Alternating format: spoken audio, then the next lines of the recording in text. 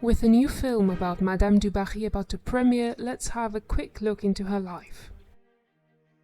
Jeanne Bécu, better known as Madame DuBarry, was the last maîtresse-en-titre of King Louis XV of France.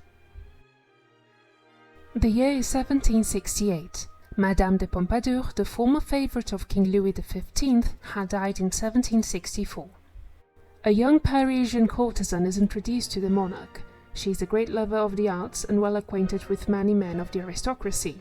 She is also considered a great beauty. This fashionable lady also becomes a good friend to none other than Voltaire. Her name is Jeanne Bécu. She is the daughter of Anne Bécu and possibly a friar, Jean-Jacques Gomard, known as Frère Ange. In 1747, Jeanne's mother moves to Paris. She works as a cook at the household of Claude Billard du Monceau, a wealthy receiver-general. Claude and his wife Angélique had recently lost their own daughter, and they become fond of Jeanne, whom they call L'Ange, perhaps as a reference to her father. Jeanne lives a comfortable childhood.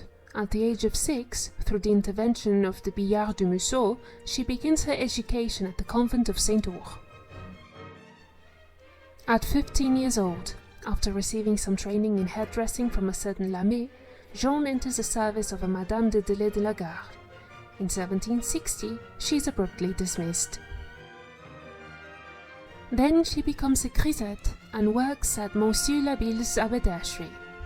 A few years later, she meets Jean-François DuBarry. Her mother encourages this acquaintance and eventually agrees to have her daughter become his lover, receiving for this pecuniary compensation. At this point, Jeanne's life will change forever.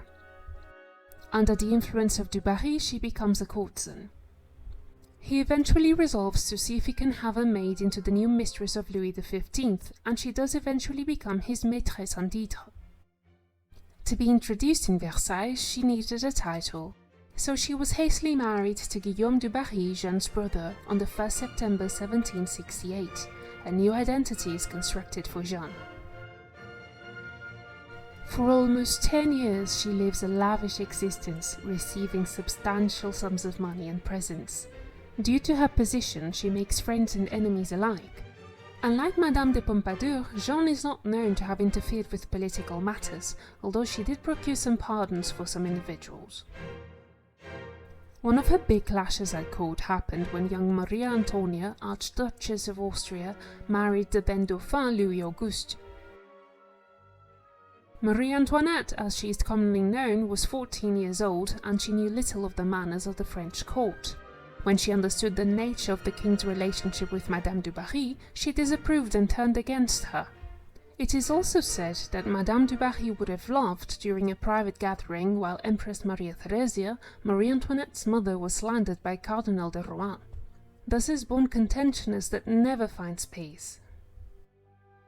Marie Antoinette refuses to talk to Madame DuBarry, who in turn could not speak to the dauphin unless she was spoken to first.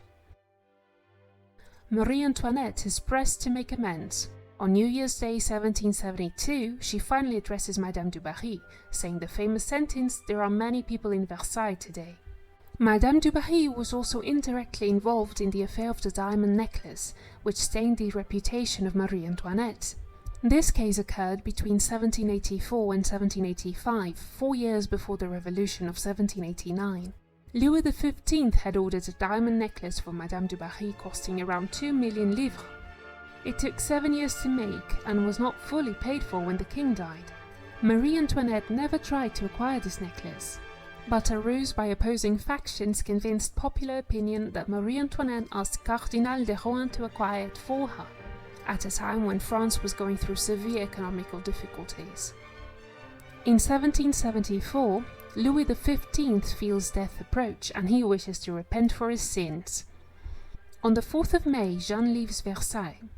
After the king's death, she is exiled to the Abbey of Pont-aux-Dames. About 1 year later, she receives permission to leave the abbey and eventually moves to Valenciennes. Other love affairs can be listed during this time, including with British politician Henry Seymour of Redland and the Duke of Brissac. When the revolution erupts, Jeanne is inevitably caught up in it due to her past connections. However, the Duke of Brissac was beheaded by a mob. Jeanne herself is eventually betrayed by her slave Zamor, and thus begins her downfall. Louis XV had gifted a slave to Madame DuBarry. This slave was christened Louis Benoit Zamor and was born probably in 1762 in Chittagong, modern-day Bangladesh. Madame DuBarry provides for his education, and Zamor is put in contact with several works that inspire the French Revolution, including those of Jean-Jacques Rousseau. In 1789 the revolution starts. Zamor becomes a Jacobin and an informant to the Committee of Public Safety. He eventually denounces Madame DuBarry to the police under the allegation of her aiding refugees who escaped to England. His accusations become sterner once she releases him from her service.